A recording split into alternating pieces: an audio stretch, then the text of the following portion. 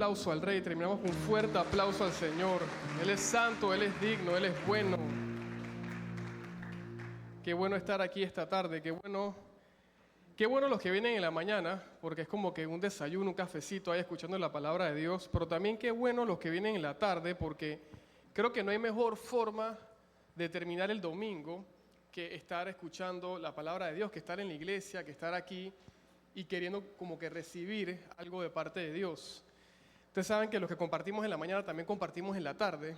Y yo dentro de mí voy orando como que, bueno, Señor, que así como te moviste en la mañana, te muevas también fuertemente en la tarde. Y les tengo como una pequeña sorpresita, porque algo que no dije esta mañana, se me había olvidado casi, lo voy a decir ahora en la tarde. Así que como que hay algo medio nuevo para el grupo de la tarde. Así que, como siempre me gusta hacer, quisiera hacer una oración, pero para mí realmente más que una oración es como un disclaimer, porque no se trata de lo que yo como persona, como ser humano vengo a decir, sino se trata de lo que Dios quiere hablarnos a través de su palabra. Así que, si quieres, ora conmigo. Señor, te doy las gracias, Padre, por este tiempo y este espacio, Jesús. Primero que todo, Señor, yo quisiera pedirte por todas las personas que están acá. Te pido que tú las bendigas, Jesús, que tú les muestres su favor, Señor, que tú estés con ellos. Y también te suplico, Señor, que tu presencia se quede con nosotros, que tú nos hables a través de tu preciosa y perfecta palabra. En el nombre de Jesús, amén. Bueno, en los últimos domingos hemos estado hablando de una serie espectacular. De hecho, si no ha estado en los últimos 4 domingos, quiero recomendarle que pida pues los videos que a veces suben a YouTube.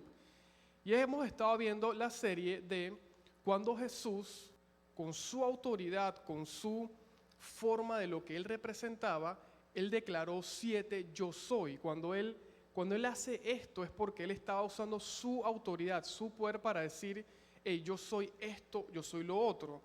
Vimos, el primero de ellos fue el gran yo soy, cuando Jesús dice, hey, quiero que entiendan que yo soy el gran yo soy. Estaba diciendo que Él es Dios, que Él fue el creador del universo, que Él realmente controla todos los tiempos. Después vimos cuando Él dijo, yo soy el pan de vida. Qué importante es alimentarse, realmente la alimentación diaria es buena, pero qué importante es alimentarse de las cosas de Dios. Y Jesús sale y dice, yo soy el pan de vida, tienes que alimentarte de mi presencia, alimentarte de mí. El tercero que vimos fue yo soy la luz, cómo Jesús llega en muchos momentos de la historia bíblica y disipa toda tiniebla, disipa toda oscuridad.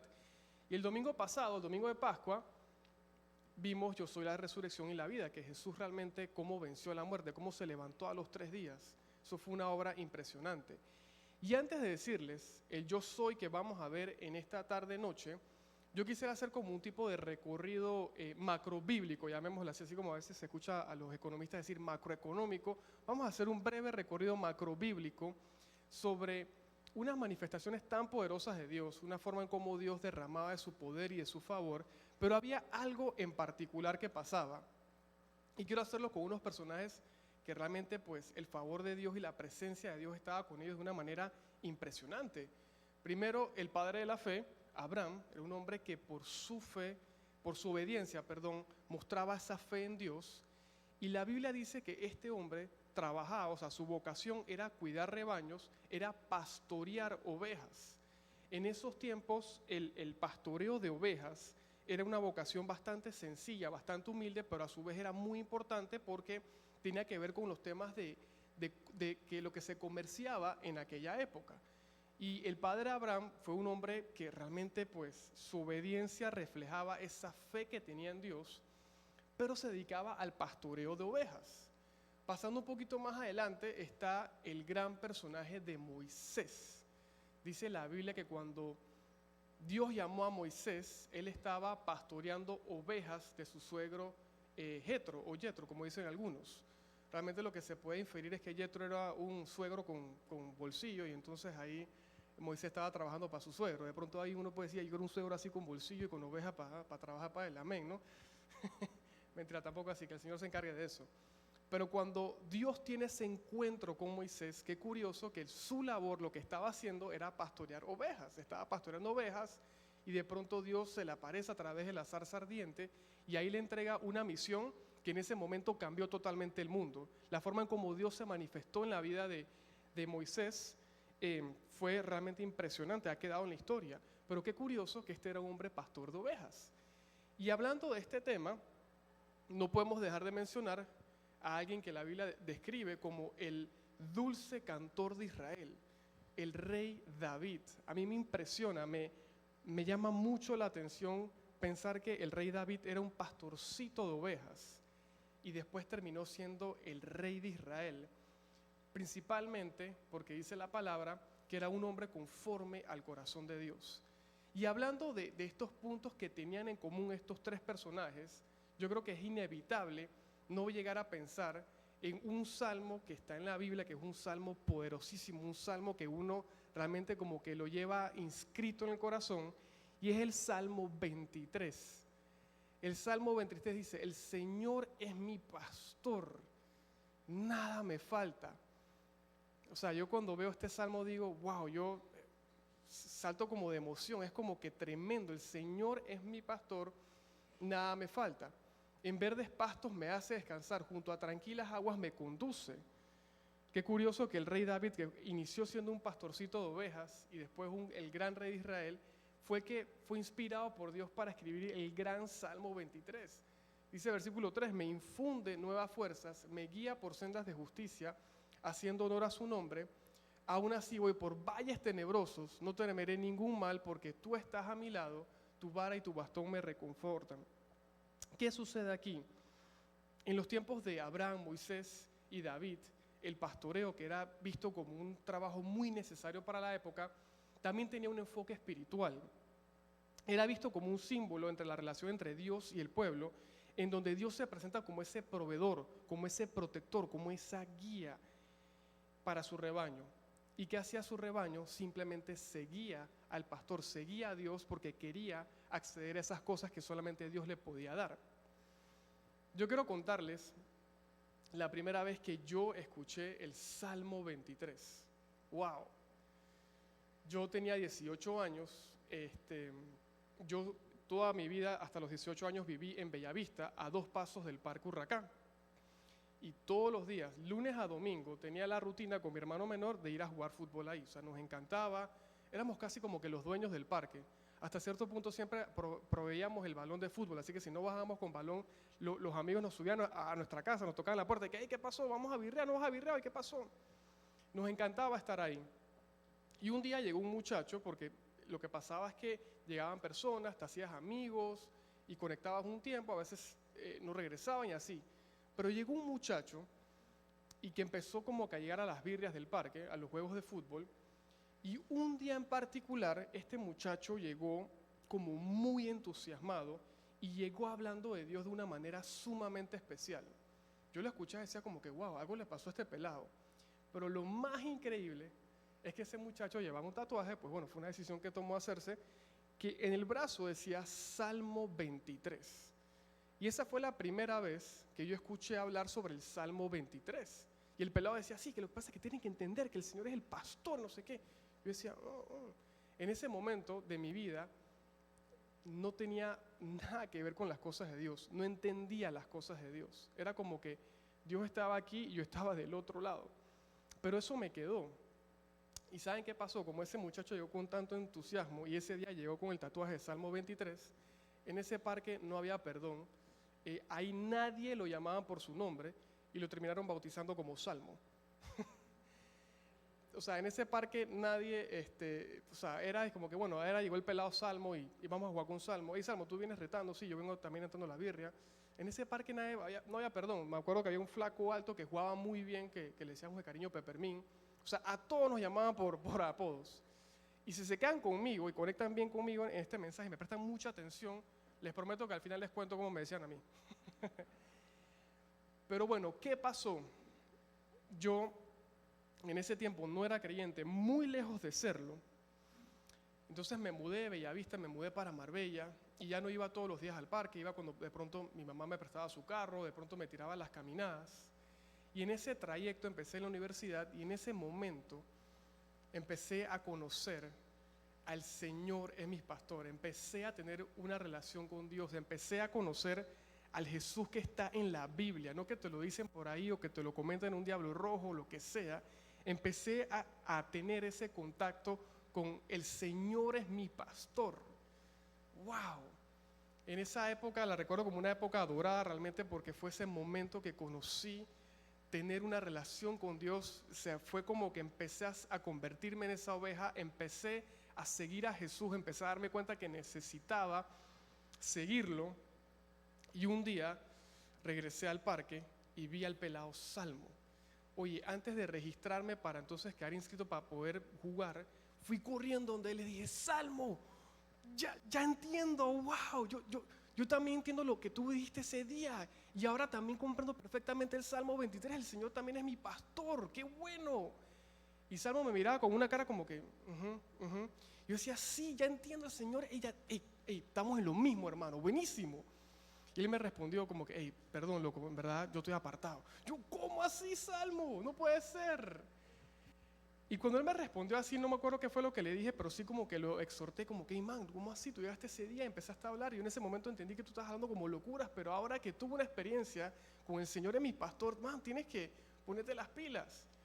Y bueno, después nos pusimos a jugar, pero les hago toda esta introducción, todo este preámbulo de hablando sobre aquellos personajes que tenían esa experiencia de ser pastores y después cómo Dios los utilizó, porque el 7 yo soy que vamos a tocar hoy, y que seguramente a mi amigo Salmo le faltó robustecer esa relación, es que Jesús dijo: yo soy el buen pastor.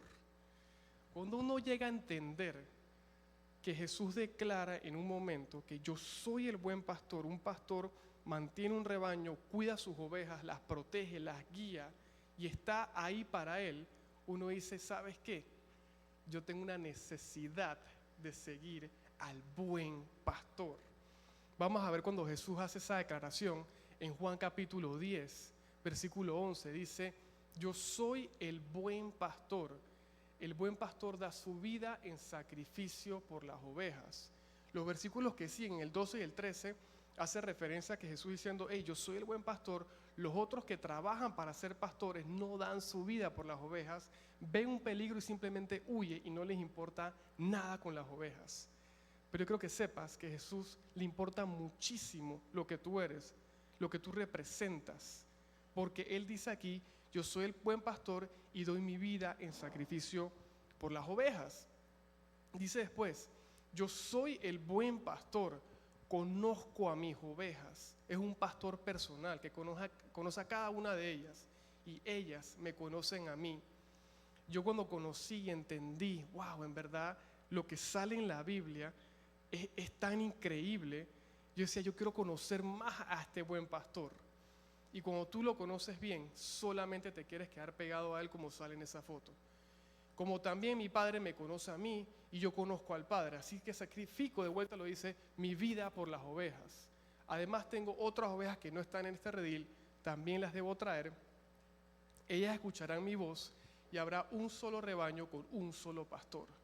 El hecho de que Jesús dijera de que da su vida por las ovejas refleja ese amor profundo por su rebaño.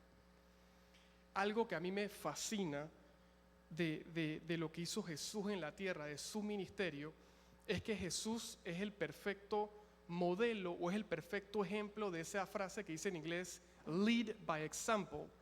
Hay muchas personas que hablan, pero no dan el ejemplo. Todo lo que Jesús decía de yo soy, Él mostraba el ejemplo, Él mostraba la práctica, Él se evidenciaba. Y como decíamos el domingo pasado dijimos que Jesús voluntariamente puso su vida por ti y por mí en un madero para que nosotros pudiéramos tener después acceso al Padre. Y aquí cuando Él dice yo soy el buen pastor, Él está diciendo yo sacrifico mi vida por las ovejas. Qué tremendo. Hoy vamos a ver 3 puntos en donde podemos ver a Jesús siendo ese buen pastor, donde vamos a ver a Jesús siendo ese ejemplo. Y un buen pastor, en este primer punto, ¿qué hace? El buen pastor protege y sus ovejas dependen de sus acciones. Yo creo que vayamos a una historia, les cuento un poco el preámbulo de esa historia y el contexto. Jesús estaba avanzando fuerte con su ministerio. Las personas estaban accediendo a él, las personas querían volverse esas ovejas, querían su protección, querían su sustento, querían su guía. Pero había el grupo de fariseos y maestros de la ley religiosa que no aceptaban el mensaje de Jesús, que no querían que Jesús fuera su buen pastor. Y en un momento dado, en Juan capítulo 8, le traen a una mujer que había sido encontrada en el mero acto de adulterio. Pecado terrible. La mujer no estaba haciendo la voluntad de Dios claramente. Y se la ponen enfrente de Jesús y le dicen: Jesús, la ley manda a que esta mujer sea ejecutada y aquí traemos las piedras. ¿Tú qué dices? Y cuando Jesús se la traen, Jesús empieza a escribir en la tierra. Y esa historia es bien interesante de cómo Jesús responde. Pero quiero que por un momento nos pongamos en la óptica de la mujer, en la persona que en ese momento estaba siendo juzgada, en la persona que en ese momento estaba siendo llevada a Jesús. Y pónganse a pensar los zapatos de ella. La encuentran haciendo algo que de pronto, claro, no era parte de lo que Dios quería que fuera su voluntad, pero ella prácticamente no tenía escapatoria. Ella no podía hacer nada dentro de sus acciones para poder librarse de lo que le estaba esperando, un acto de ejecución. Dicho en otras palabras, esa mujer dependía que alguien hiciera algo por ella, que alguien la protegiera. Lo que los fariseos y los maestros de la religiosa no comprendían en ese momento es que la estaban poniendo enfrente del buen pastor, alguien que declaró: yo sacrifico mi vida por las ovejas. Yo quiero decirte que en ese momento, que estaba siendo un momento de mucha tensión, inclusive Jesús estaba poniendo su vida en peligro. Incluso muchas veces ya los fariseos y los maestros de la ley religiosa habían traído piedras porque cuando escuchaban a Jesús hablar como que no les entendían y querían apedrearlo. Pero desde la óptica de la mujer, esa mujer era como una oveja indefensa que nada podía hacer en sus fuerzas. No le podía mandar un WhatsApp a alguien y que estoy atrapada, por favor, llama a alguien para que me venga a rescatar. No había absolutamente nada en su poder que la podía librar. Pero ¿sabes qué? Estaba enfrente del buen pastor. ¿Y qué pasó? Algo épico, algo que responde Jesús en el versículo 7. Dice: como ellos seguían exigiéndole una respuesta, él se incorporó nuevamente y les dijo: muy bien, pero el que nunca haya pecado, que tire la primera piedra. Luego volvió a inclinarse y siguió escribiendo en el polvo. La mujer no estaba haciendo absolutamente nada, pero estaba enfrente del buen pastor. ¿Y qué pasó después? Al oír eso, los acusadores se fueron retirando uno tras otro, comenzando por los de más edad, hasta que quedaron solo Jesús y la mujer en medio de la multitud. Quiero hacerte dos observaciones. ¿Alguna vez has estado en una situación, sea buena o mala, en donde realmente por tus fuerzas o por tu propia dependencia nada has podido hacer? Que solamente dependas de que algo surja, de que realmente algo en ese momento como que simplemente pop-ups. Yo he estado en ese tipo de situaciones muchas veces, tanto buenas o como cosas malas que de pronto pude haber hecho, pero el buen pastor estaba ahí. Y la segunda observación que quiero hacerte es: esa mujer estaba siendo parte de ese rebaño, estaba siendo parte de esas ovejas. Evidentemente que no, pero estaba enfrente del buen pastor que dijo: yo sacrifico mi vida por las ovejas, y hay unas ovejas que no están dentro de mi redil, pero yo voy a ir a buscar. Qué tremendo, ¿ah? Dice la Biblia que después los acusadores se retiraron. O sea, esos acusadores eran como lobos, como dicen los pasajes 12 y 13 de Juan 10. Se retiraron y quedó solamente el buen pastor con la mujer. Jesús se ve fuertemente la misericordia de ese pastor que abraza, que cuida, le dice: hey mujer, ni siquiera yo te condeno, ¿dónde están los otros?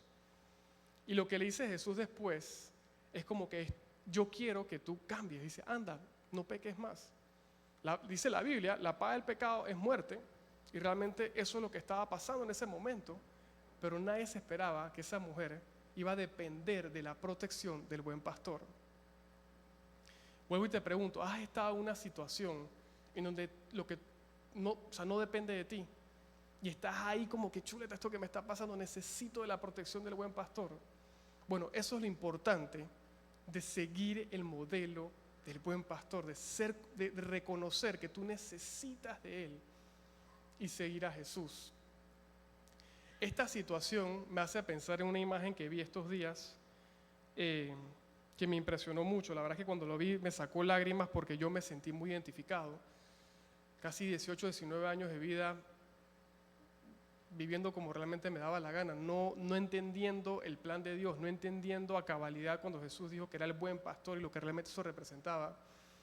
Y cuando vi esta imagen, wow, eso como que me tocó tanto el corazón. No sé quién la hizo, pero ahí se ve una oveja enlodada, indefensa, quizás a punto de perecer, y atrás ese buen pastor corriendo detrás de ella.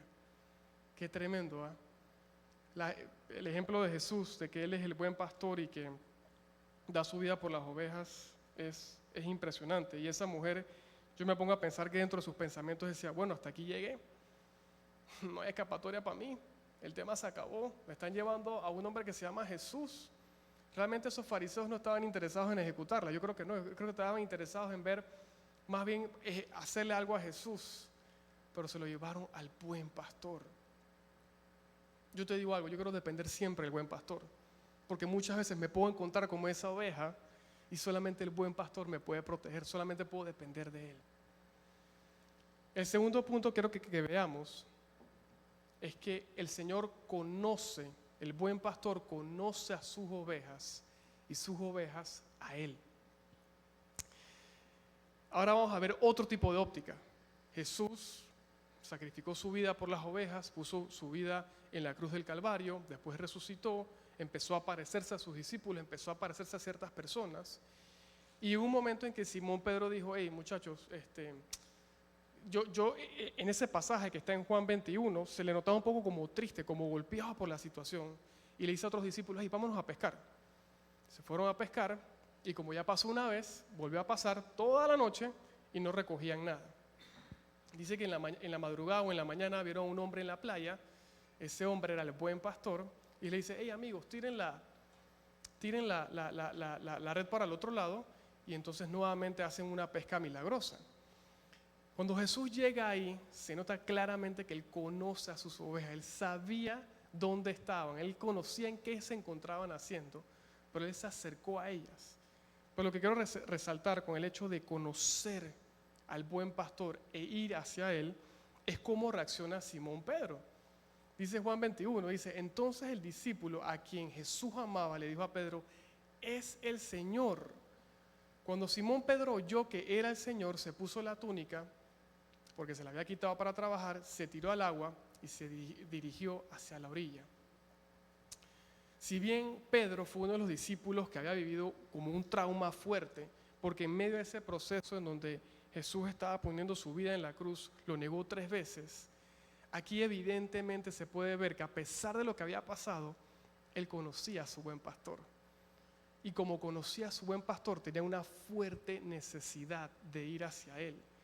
Dicen los versículos que siguen, el 8 y 9, que los otros discípulos se quedaron sacando la red pesada. Yo me imagino que alguno habrá dicho, pero qué güencha Pedro, ¿cómo así, loco? Pero Pedro tenía una fuerte necesidad de ir al buen pastor. Uno de pronto puede pensar, sí, el buen pastor está ahí, sé que me conoce y sabe las cosas que estoy pasando, pero tenemos que tener el entendimiento que nosotros necesitamos ir a él. Y aquí Pedro dejó todo lo que estaba haciendo, dejó esa pesca milagrosa, porque incluso ya había habido un milagro como ese muy similar, y se lanzó al buen pastor.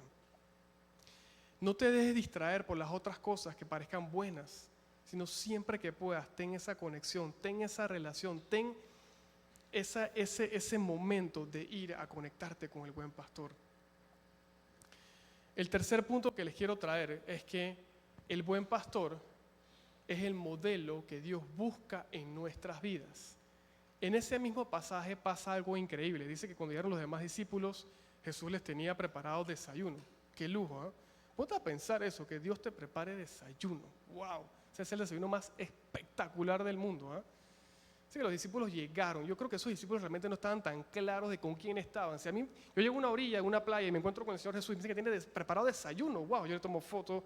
No sé, o sea, me volvería loco. O sea, el rey de reyes, el buen pastor preparándote desayuno. Y tiene un momento ahí de conectividad con sus ovejas.